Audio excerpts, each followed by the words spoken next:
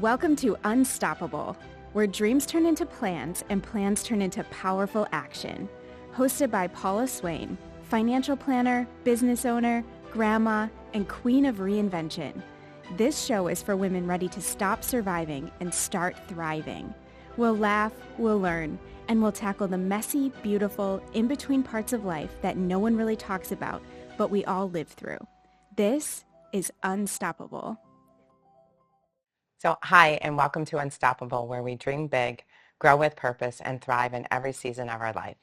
I'm Paula Swain, your host and financial planner with the Financial Center for Women. And today we're diving into something that impacts every one of us, retirement planning. Whether you're starting your career, switching gears, or finally taking a breath after, like I need to take a breath, after a few years of hustle, your future deserves attention. And today's guest knows just exactly how to help you. So I'm thrilled to welcome my friend and close friend, Shannon Maloney. She's one of the founding members of Strategic Retirement Partners, and she's just a total powerhouse when it comes to retirement planning. Now, she works mostly with the business owners. Correct. And putting together their retirement plans, where I work with the individual and helping them with retirement planning. That's why we complement each other so well. Yes. So welcome, Shannon. Thank you so much, Paula. I'm really excited to be here today because, as you know, what I do is I help people. And I'm especially happy to be able to help women become confident about their money and their future, because all too often we think that we are a step behind because we like to have all of our ducks in a row. So I'm thrilled to be here and helping people and getting them to be confident and knowledgeable about their own future, which is their retirement plan. So why do you think so many people, not just women, but just people in general, I know the rules have changed, but they just don't save? Well, I think there's a couple things. Is number one, everyone's afraid of math, right? And when you look at your retirement plan, we don't learn about it at school. Most families don't talk about it at home, and we think that we're already behind. So we don't know where to go to ask questions. So it's really important to not think about it as a retirement plan, but as a vehicle for financial independence. And if you change how you think about it, you will be more confident in asking questions and taking care of yourself, because that's all the retirement plan is. It is a paycheck for your future, and you have to make the sacrifices to do it now. It's difficult because we do live day to day. We all know that prices are going up, but it's really important, and more important, it's empowering if you take the time to take care of your future self. So I've got a lot of questions, and I'm sure you get the same thing because of the volatility in the market as of late. That one of my clients said to me yesterday, should I stop contributing? And I'm like, no, don't. It's on sale. But Right. I mean, a lot of people react with fear because the market is volatile. Right, because that's all we hear in the news is that, oh my gosh, the Dow Jones dropped this and the S&P 500 dropped this, and we start to panic, right? Because we all think we're long-term investors, but we're short-term, right? We know how to make money in our head, which is buy low and sell high. But what do people actually do? When the market gets volatile, right, we buy high and sell low. So one of the most important things, if you go to Myers versus Kroger to go get eggs on sale, when the market is on sale, you have to think longer term. If you are in what we call that retirement red zone, where you're going to need that money within 3 years, you should have already made some plans, because that volatility is going to or could impact you. If you have a longer term, you need to leave it alone, because just because the market's up or down, do you think that Apple is going to go out of business? Do you think that Ford is going to go out of business? Probably not. And you're not investing in one stock. You're investing in a basket of stocks called a mutual fund. And the 10 best days in the market usually happen within weeks or days of the start of a bear market, right? Apple just recently had the best day in the market since 1998, but who would have thought that when we've heard all the horror stories on the news? Well, I think you have to avoid the news media as much as possible. You do, and you have to stop checking it. One of the most important things, if you're not in that retirement red zone, don't drive yourself crazy by checking your balance every single day. Try and track your retirement savings balance once a year. And then you'll see that it's growing, because I know that when I talk to participants and when you talk to your clients, they always tell me, Shannon, I'm just not making any money. But when I show them, well, in 2018 you had $7,000 and in 2020 you had $30,000 and now you have a six-figure balance, you are making money. That's the power of compounding. Right. It happens just like you turn up the volume on the radio, little by little, but those little movements make a big difference. And that's why retirement plans are so powerful for everyone, because you're buying when the market's on sale as well as when the market's high. So when you, I know a lot of people, they'll sign up for their retirement and then that initial fear of what investment do I choose? And so they'll likely go very conservative or very aggressive. And Yep, and they'll look at the long-term performance number, whatever was the best performing fund for 1 or 3 years. The beautiful part about retirement plans is that they offer something called a target date fund. Most retirement plans do this, and that's really a do-it-for-me fund where someone else is driving the car for you and you're on cruise control. They're going to pick how much you need in stocks and bonds and cash, and then you can just set it and forget it. You're going to purchase it closest to the day that you think you're going to retire. And if you're young, that could be decades away. If you're older, it's still okay. It could be 5 or 10 years away. It's still going to manage your asset allocation, which is what you and I know in the financial world is what really makes a difference to your long-term financial wealth. So more 401ks are now offering the Roth Yes. versus the pre-tax. They're offering now the after-tax, which in my eyes is fantastic. I mean, you know, who would rather retire with tax-free money or taxable money? But lots of times I tell clients a combination of both, just depending on what their tax strategies. So are more businesses starting to offer that Roth, and are people taking advantage of it? Absolutely. There's been a big resurgence of Roth contributions. So I think that there's a couple things that happen with regard to the retirement plan. Number one is the investments, right? Everyone knows you want to put your eggs in more than one basket, right? It's colloquialisms. We know these kinds of things. With regard to taxes, we don't think the same way. There's also a myth out there, and I'm sure you hear it when people retire, is, you mean I have to pay taxes on my retirement account? Or what do you mean I'm not in a lower tax bracket? Right. No, we plan so well you're not in a lower tax bracket. So what the Roth allows them to do is while they're working is to actually put their money in after tax. And the most powerful thing about the Roth, as you know, is that your money grows tax-free. So that's the most important thing. And we also believe that you should start and do a combination. Eventually we want you to be in all Roth, because if you have a $100,000 balance and you retire and you have to pay taxes, you only receive $75,000. If you have $100,000 in Roth, how much do you receive, Paula? $100,000. So because that's what people have been focused on their whole life, is watching that balance grow, and they think they're going to receive that whole thing. And to find out at the end that they're not and pay tax on it is a big deal. So the Roth allows you to pay tax on the seed, not the harvest. So I was getting my taxes done, you know, that's that time of year, and I was talking to my CPA, and we were having this kind of discussion because, you know, back in the day, everybody was said, max out your retirement plan, max it out, max it out. And they didn't talk about Roth as much, and they didn't talk about the non-qualified bucket of money, which are all buckets of money, likely that everybody should have. And if you don't know what those are, you know, reach out, we'll tell you. Right, absolutely. But, you know, people have done so well, they started saving early, and then the money has compounded over time, and now they have accounts sometimes worth $2 or $3 million. Right. And we're talking about tax strategies, and we're like, there's nothing we can do, because most people don't realize that up to 85% of your Social Security is taxable when you're receiving it, and then when you're withdrawing from that all taxable bucket, like there's nothing we can do, and likely you're going to be paying taxes on all of that. We can't do any tax management strategies, right? And they're like, I don't want to pay those taxes. Right. It's one of the things that is a have to. So if you are fortunate enough to be in a company that your retirement plan offers Roth, we highly, highly recommend that you consider a Roth. And it's just another bucket of money. It goes in the same bucket where your investments go, so you're not changing your investment strategy. It is just 2 or 3 different buckets behind the scenes. Your match is a bucket, your pre-tax can be a bucket, and Roth is a bucket. But it's all invested the same way. Let's talk about all those people who don't take advantage of that match. Oh my goodness, Paula, this is something that absolutely makes me crazy. Paula, if I told you that all you had to do was check a box and you would get $1,000, would you do it? Heck yeah. Can I check more than one box? No, just one box, just one Darn. box. If you are lucky enough to be at a company that offers you a match, I can't tell you how many people unintentionally are leaving free money on the table. And it's not only free money today, Paula. That money continues to grow and compound as well.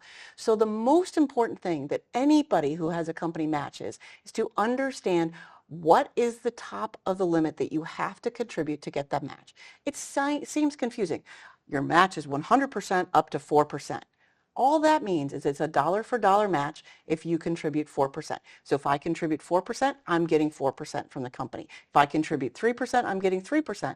But you and I do the same job, and you're doing 4% and I'm doing 3%. Who's getting more money from the company? I am. Absolutely. So why should someone who's doing the same job as you get more money from the company? We always want a raise. This is an instant raise for you for your future. Now, because they've offered Roths inside of the 401ks, are you allowed to put your match in a Roth, or does it have to go in the traditional? Right now, the match is always pre-tax because of the fact that the company is taking a tax that would deduction make for sense, that. yeah. There's some things that have been in the works as a result of some of the retirement plan legislation where it may happen, but they haven't figured out the mechanics of it because sometimes Congress does really good intention things, but the back end of it, they haven't figured out how to make it happen. Do you think it will? I I guess think your broker-dealer probably would not want us to say that. I think it is going to happen. The issue is that how are you going to pay the taxes? So right now, your company makes a 4% match on what you did. Let's say that's $2,000.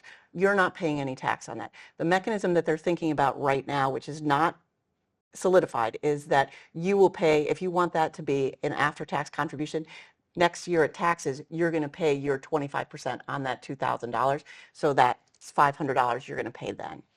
So Okay. it's a mechanism, but it's clunky and no one is doing it yet, but it's definitely something that's in the works because for people who can do it, it's a good idea.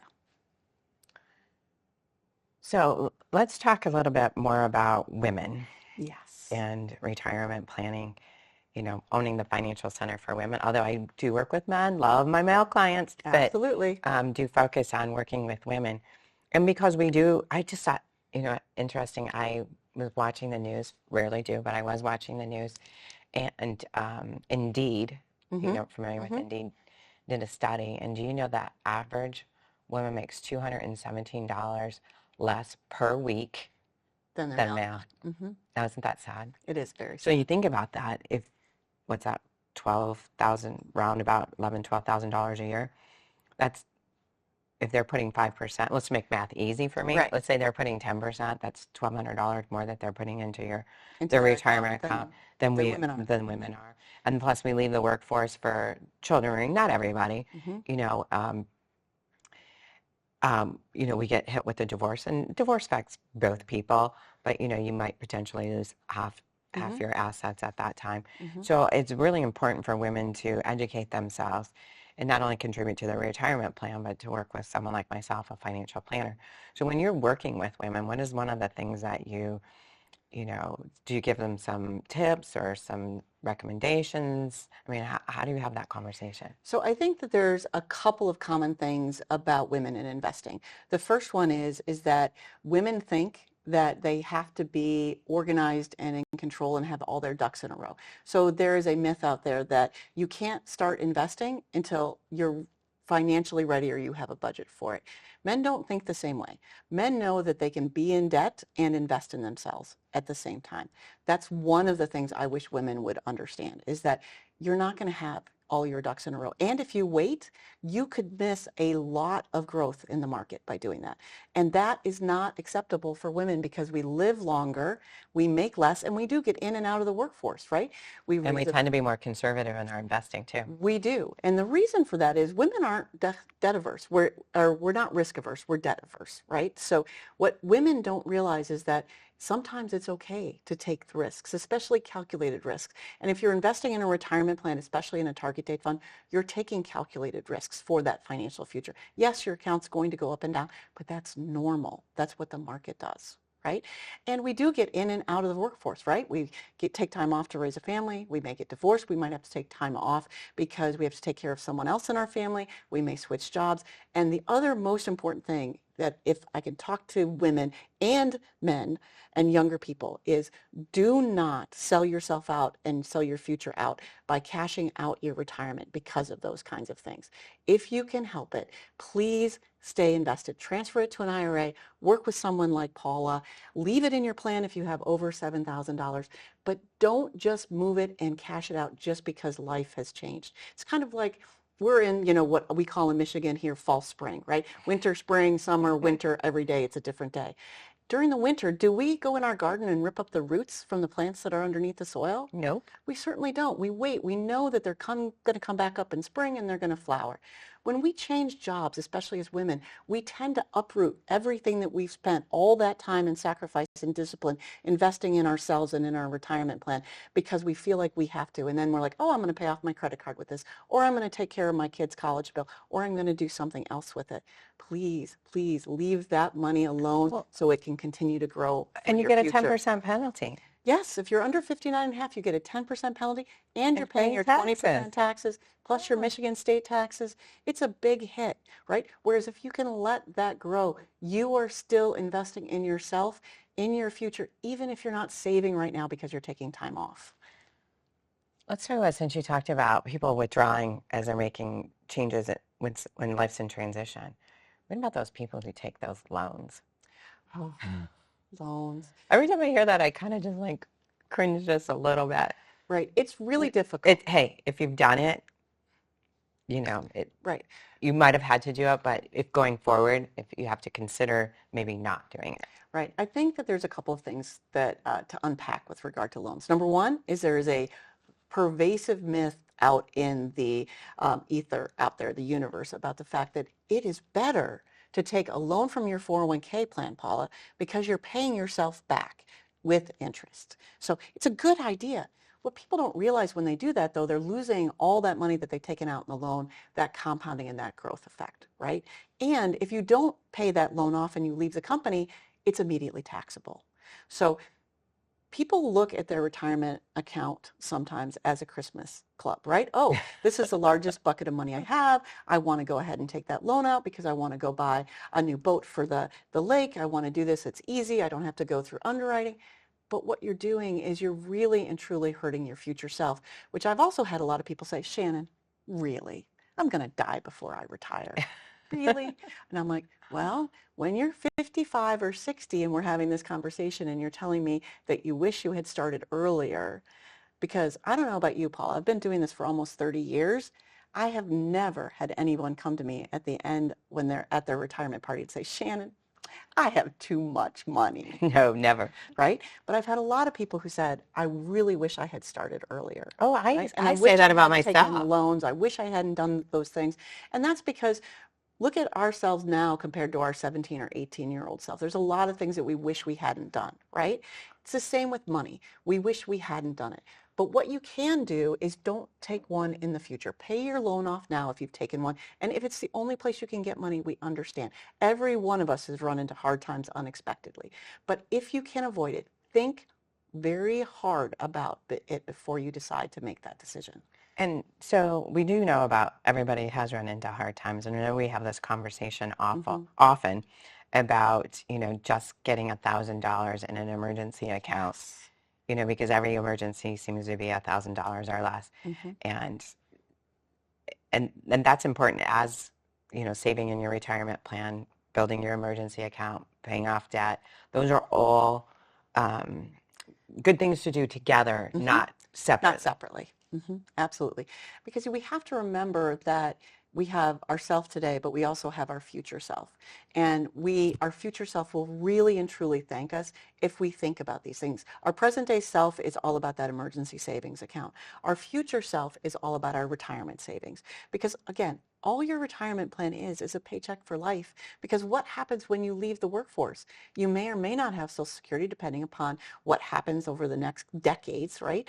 But where else are you going to get money? Can you get a loan in retirement if you're not working? No. So take the time, make the sacrifice, do the discipline, because one of the other things I want all young women, if young women are listening, right, please start as soon as you get your first job. If you start contributing for yourself, your first hour of pay for your retirement, and you stop at 35, you are going to have more money, Paula, than if you start at 35 and contribute every day until you hit 65. Yeah, it's one of the things it's one of those charts that I love to show young people. You know, and I wish somebody would have showed that to me, because I know I would be in a far better situation than I am today personally, only because didn't save young enough, had 5 children, and then divorce, which, you know, happens. It's detrimental to your financial life. Yes. So, but could you imagine if I would have started when my first job at 16 years old, and even just putting $2,000 a year away? Yeah. I mean, it could be monumental. But what I want people to understand, because we didn't start then, right? When's the best time to plant a tree, Paula? Today? 10 years ago, right? Right? Because now it's bigger, right? The second best time to plant a tree is today, right? So if I did get half right. Half right. You did half right. Yeah. But if you haven't started yet, don't beat yourself up, because we as women in particular, we want to be perfect, right? It's all or nothing.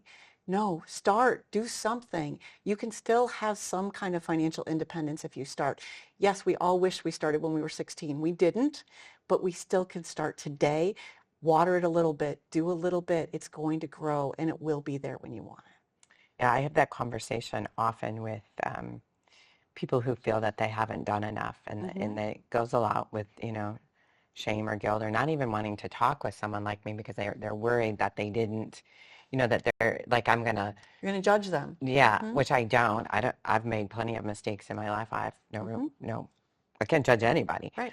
And it's okay. But having that conversation and meeting with a financial planner as soon as you can, like, even best gift you could give your 18-year-old for graduation is sit them down and have them meet with a planner and talk about that in estate planning. But talk with them about how money works. And one of the things that I think women do better than men is we're really great at asking questions. Take advantage of the opportunity to meet with a financial advisor for your personal money. If your company sponsors a retirement plan and they have a financial advisor, talk to them. And just like a doctor, if they're not the right fit, find somebody else. You have the right to ask questions and understand your money. It's about being confident. It's about possibilities. It's about understanding and taking those small steps, which is why I love your dream, grow, and thrive sayings, Paula. Thank you. Chat GPT came up with that for me. Well, it doesn't matter. It's a great one. Because I love that saying. It's my new assistant. Yes. Well, because it's really and truly about possibilities. It's about confidence. It's about learning, and that you're never too old or too young to learn something. And because women, we ask better questions, right? Men will assume sometimes that they know what's going on. Ask the question. It takes 6 times to ask the same question sometimes before you learn it, and that's fine. We never stop learning no matter how old or young we are. And I also think it's important to talk about, if you're not comfortable talking about money maybe in front of your spouse, or asking questions, and you're not, you know, comfortable with their planner, you know, find someone that you are comfortable with. Yes. And talk with them. Yes. You know, just educate yourself. Even if you listen to podcasts, watch TV shows, take classes at the local college, read books. There's so many dinner seminars. I mean, I host those dinner seminars, and I have 65 women show up, and we have a blast. Right. But they're coming out there because they're looking for that knowledge, and the more you educate yourself, the better off you're going to be in all aspects of your life. Absolutely. And it's so important when it comes to money, because we don't talk about it with our families. We don't learn about it at school, right? And then we haven't started on time, or we think we haven't started on time.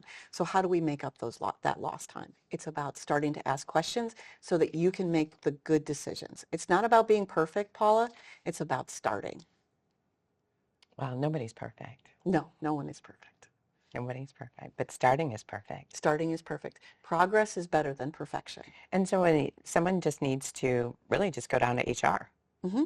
And ask for the paperwork. I'll tell you a great story. You know, I was talking to one of my women participants, and she was talking to me about the fact that enrolling in her 401k. Number one, she was a little bit overwhelmed because the first time I talked to her, she was in tears, right? And she said, I just don't understand. What do I do? Talked to her for about a half an hour. Afterwards, she said, my gosh, Shannon, this was easier than ordering at Starbucks. Like, absolutely, because Starbucks has its own language. This has its own language. It's just about taking some time to understand. But secondly, later she called me and she said, you know, Shannon, I'm a single mom, as you know, and I've been working really hard. And the one thing about saving in my 401k that is really important is I'm doing something for myself. That really struck me, Paula, because saving in your retirement plan is the one thing that you're doing for yourself and for your future self, and that really matters. Which brings to a point that when we're talking about that, sometimes in a couple situation, and especially if it's a stay-at-home mom, the husband is saving inside of his retirement plan. And because she's a stay-at-home mom or working for an employer who doesn't offer one, she doesn't. And it's so important if you're that person to open up your own IRA and start saving for yourself. Right. Because stay-at-home moms, you know, my mother, my grandmother, my friends, they can make a dime out of a nickel, right? They're the CFO of their household, but they think that somehow they can't invest. And you can just start. You don't have to start with millions of dollars, right? What's the best way to make a fortune, right? What's the best way to make a small fortune is to start with a big one, right? So just start. It's really important to start, whether you're raising a family, building your career, or juggling both. Good advice. Thank you so much, You Paula. always have the best advice. It's so important for these conversations, and I really hope that we could help change somebody today. Me too. Me too. And every time you watch the show, huh? Absolutely. Okay. So thanks, Shannon. That was an incredible conversation. You know, I really appreciate you sharing your wisdom with us today and your heart and those real world tips that are going to help people get started with saving. So if you're watching and you're feeling a little behind, don't worry. You're not alone. Maybe check out your 401k at your employer. If you're an employer and you want to start a 401k, please feel free to reach out to Shannon. You know, it's never too late to start. And remember, progress over perfection. So dream about that life that you want, grow your confidence, and then thrive because you deserve a future that reflects your hard work and your self-worth. So this has been Unstoppable, brought to you by me, Paula Swain, financial planner and founder of the Financial Center for Women. If you'd like a one-on-one consultation or talk to myself or Shannon, please reach out. And next week, we will be joined by Ebony from Liberty Financial Services to discuss that fun topic of budgeting, credit, and debt. Until the next time, dream, grow, and thrive. Thanks for watching Unstoppable. Do you have a question for Paula? Send it our way. To schedule a one-on-one consultation, give us a call. Unstoppable is brought to you by Paula Swain and the Financial Center for Women. Dream, grow, thrive.